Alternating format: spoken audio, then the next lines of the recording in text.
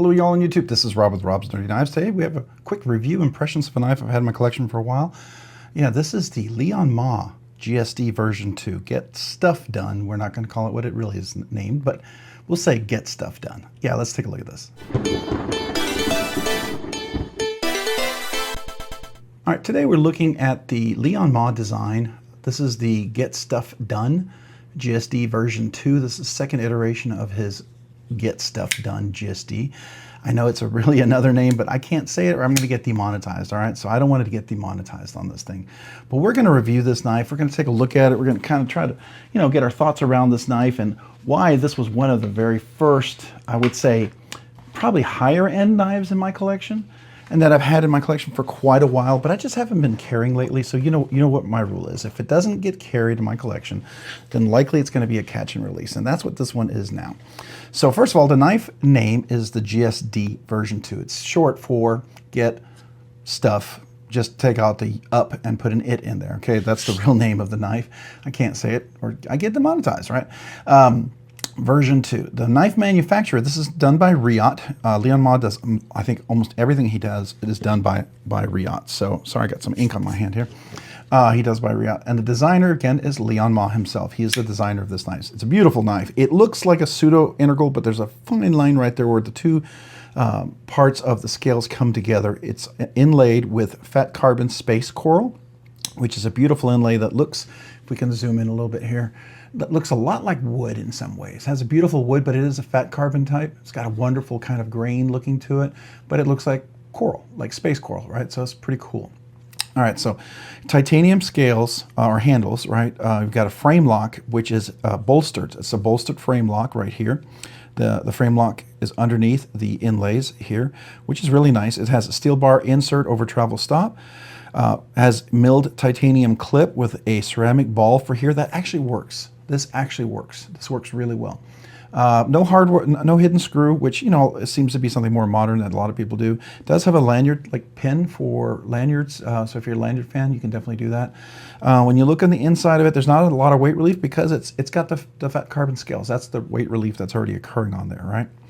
It does have a captive pivot. You can see that on this side, and then on this side, it's a T8 hardware, T8 all around on the screws there, except underneath the scales when you take the knife apart, they're T6s. I put Skiffs in this one, so that's really nice. M390 blade steel. This is what I would call a straight back, but actually it drops. Now that I think about it. So this is technically a drop point, I guess. It almost looks like a straight back if it went straight across, but technically I guess it's a drop. It has a fuller. It's beautiful satin finish.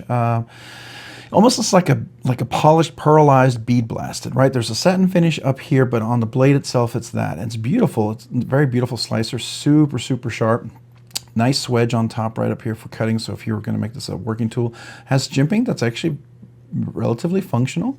Has a nice little, where the flipper is, it's a nice little place for your finger to get in there to catch up on the choil. So that's really comfortable. I like that.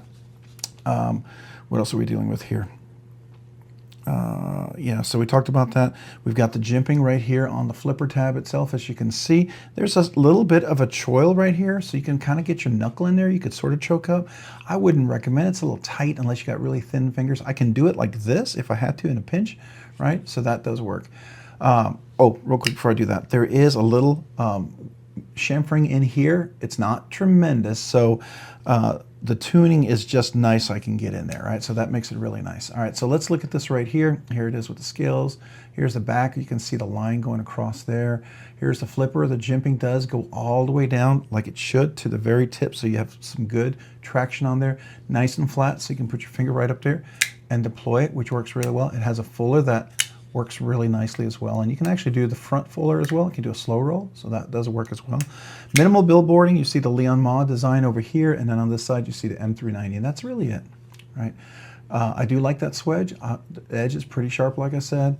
Flipper's nice, good, comfortable. Let's zoom out here a little bit. So I've got large hands with big meaty fingers. So this is about the same as a extra large hands with normal size fingers, double extra large hands with thinner, smaller fingers, right? So I think an extra large hand with big meaty fingers could definitely get a grip on here. If you do decide to choke up, you do have a little extra room in here. So, keep that in mind. As far as the blade itself and everything, it is a nice blade, beautiful knife. Unfortunately, I just didn't carry this one a whole lot. So this one just kind of fell by the wayside, and I stopped carrying it. I didn't really carry it much at all. It was such a nice knife. It was one of the first nice knives. I love this. This is kind of like a, I don't know, orange peel kind of feel right there. It almost looks like an orange peel, sort of I guess they call that on the texture. But I just didn't, and beautifully dead centered. You can see that, right? I mean, you better be dead center if you're going to do that. You better be right on. So that's nice. Action is beautiful. It does drop. You clear the detent right about there. So once you're there, it'll just fall, right? So you drop it here with your thumb, and then it just drops down, which is nice. So I do enjoy that a lot.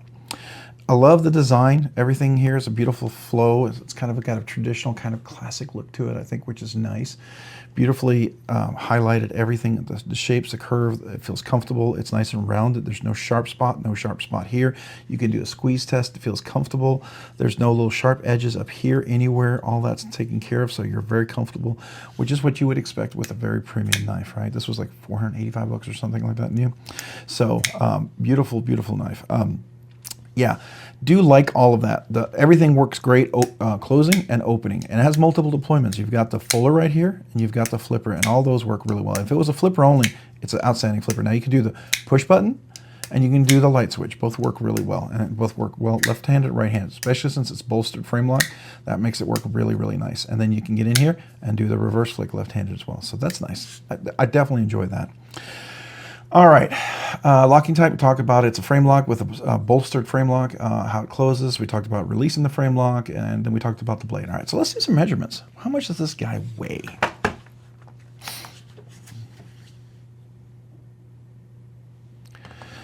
All right, so this one is 4 ounces exactly, so not bad. Whoops, not bad for a knife, 4 ounces, right? And let's go ahead and do the length on this knife, see how big it is. Is it a large knife, small knife? I don't know, let's see. So we're right at 7 3/4 exactly. As far as the grip area, you've got that 4 3/4. If you were able to use that finger choil, you could get up to about 4 1/3 of an inch, right? So there you go. From the tip to the back of the scale, you're looking at 3 3/8 of an inch. Actual cutting length is just over 3 1/4. I would say 3 1/4, so 6 8 3 1/4. Sorry, not 3 1/4. 3/8. It's just over 3/8. Sorry, what am I saying? 3 1/4. 3/8. So that's your length on there. All right, let's talk about the blade stock thickness. I think it's going to be fairly not bad, but it's not super thin, right? But it's not like Medford style, but it's going to be up there. 138 thousandths of an inch, right? Go over here a little bit. Does that go down? Yeah, to 135 thousandths of an inch. So it's not bad. It's not terrible, you know. But it's definitely has some nice stockiness to it. The tip's going to be great for getting into dog food, cat food, fertilizer, mulch. Definitely be able to get into those things. Cases of water, which what I use a lot of my knives for, right? So in Amazon boxes, presents, gifts, all sorts of stuff. It'll do its job. This is a nice knife. I like that. All right, so what category are we in? We're definitely in the higher end category because we're over the $300 mark. This is $485. If you find it in the secondary market, you might find it in the regular category under $300. That could happen, right? If you get lucky or something like that. Or someone has it for a long time and they want to move it, you know, I don't know. So there you go. Purpose of this knife, EDC hard use collection piece, absolutely could be a collection piece. This is a beautiful knife. I think it's in that area. For me, every collection piece is an EDC knife, right? I carry it. May not go out and cut tree branches and limbs and stuff with it, but I would carry it. If I don't carry it, it's a catch and release, which this one's probably going to be a catch and release because I have not carried it. So my catches and release, I don't have Safe Queens. I have one Safe Queen, actually. It's my dad's knife he bought before World War II. It's almost 100 years old. That's my one Safe Queen. Even the two knives that my wife bought for me for our anniversary, I use them. They're not Safe Queens. They get used now. I take care of them, right? If I go out to the yard and do some heavy duty stuff, I have a work knife that I do that. Usually my Andrew Demko AD 20.5. I have one that I beat up with, and I love that one. So definitely EDC hard use. I mean, as good as a frame lock can be. Use the right tool for the right job. If you're going to go out chopping logs of wood and stuff like that, get a fixed blade or an axe. Use the right tool. But if you're in a pinch and you got to do some survival and this is the only tool you have, I think it will do well. It will do quite well as long as you take care of it and understand the tool's limitations and everything. Right? This would be actually quite a great tool. But I think for everyday, like opening boxes, doing all sorts of stuff, this is going to be a great tool. This could be a one and done kind of knife, right?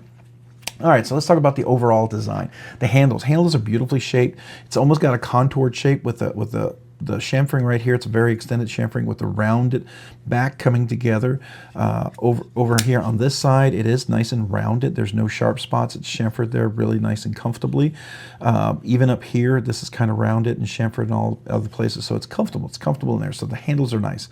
The clip is nice. The clip is very functional. It does work. It's got enough flexibility. That caged ball, that ceramic ball actually works. I've heard people always complain about this, but this goes in and out of the pocket beautifully, absolutely beautifully. What else? Opening and closing is really nice. It's tuned just well, so opening that bolster frame lock is quite easy. It's not, even with my big meaty fingers, it's not difficult to get in there. I can put the weight of my finger, push, and it disengages, right? And it closes really nicely. So there you go. It's got a nice crisp detent. You could definitely make it crisper if you wanted to. I like the controlled drop shut, barely a shake shut. I don't like it to be super like, you gotta shake it like crazy. I'm not looking for that, right? The clip is great. There is a lanyard pin, so you definitely can put a lanyard on there. So that's really nice. Overall feel of the knife is very premium, very nice. I like it. I dig it. Great, great knife. I think it's fantastic. All right, so what is the fidget factor scale on this? Well, you've got two fullers, right? And you got a flipper. And all of those work really well. So I can reverse flick if I put my finger in the right spot, and I can slow roll it. So I'm definitely going to give this a 5. I mean, it's a really good flipper. The fuller works well. So I'm going to give this a 5. Fidgety goodness, out of that 5, I mean, how good is it? I'm going to give it a 95, an A. No, maybe 98. I'll give it an A+. It's an A+. It's not 100, but it's an A. And the only reason why I don't give it 100 is because sometimes I miss that fuller. But it could be just a hair sharper, but if I'm, on top of it and everything, I never miss it. But every once in a while, if I get really tired, I will miss it, right? And so, I fidget with this knife at my desk. I'll pull it out just to kind of fidget with it. That's the only thing that I do. That's why I still enjoy it. I still like it, but it's not carried, so it's got to be a catch and release. But so I'm going to give it a 98, an A+. Is it recommended? Absolutely recommended. I think had my collection had not shifted and changed like it has recently, I probably would be much more of a carry knife. But a lot of things have changed recently, so this is no longer really carried. And so, or actually, it was never really carried. It was getting in there where it was probably about to be carried, and then things shifted, and then it kind of got forgotten. So sad to say that. And then I tried to go back and look at it, and every time I picked it up, like thinking, am I going to carry it today? And I'd even put it in the pocket, and I thought, then I just, no. And so I'd pick something else. So it's a catch and release at this point. If I can't get drawn to it and regularly want to carry this, then I got to let it go, right? There's knives that work for me and knives that don't. And this is unfortunately one of those that it's a beautiful, fantastic, well-made, incredibly designed knife, and I love it, but it's got to be a catch and release, at least for me, right? So that's what this is. So it's absolutely 100% recommended. I think it's a great knife. If you like the aesthetic, you like the look, the design, the ergonomics are great. The action's great. Everything's really beautiful about this. Well designed. Liong Mah really has a nice attention for detail. A lot of little touches, aesthetics, things that are super important to me are all there in this knife. If I were to give 2 criticisms just as a knife reviewer, I'd say 2 things that I wish if he had a version 3 coming out. Slightly bigger finger choil. Don't do the pseudo finger choil. Make it something we can use, right? It doesn't have to be gargantuan. Just a little bit bigger for bigger knuckles, right? That would be my one recommendation. The other thing, make this fuller. It's beautiful. I love the aesthetic of it. Just give it a little sharp edge right there. It's a little easier to grab because sometimes your finger slips off of it, right? If you're not right there, it can slip, right? You got to get your whole meat finger push in there. And sometimes that doesn't work well. It'd be nice to have a little bit of an edge. I mean, it could even have a hole all the way through. I don't know. Just give it a little sharpness there so it's easier for people to see. It's now slipping, to get in there, right? So that would be my only recommendation for version 3. But version 2 is phenomenal. It's absolutely phenomenal and highly recommended.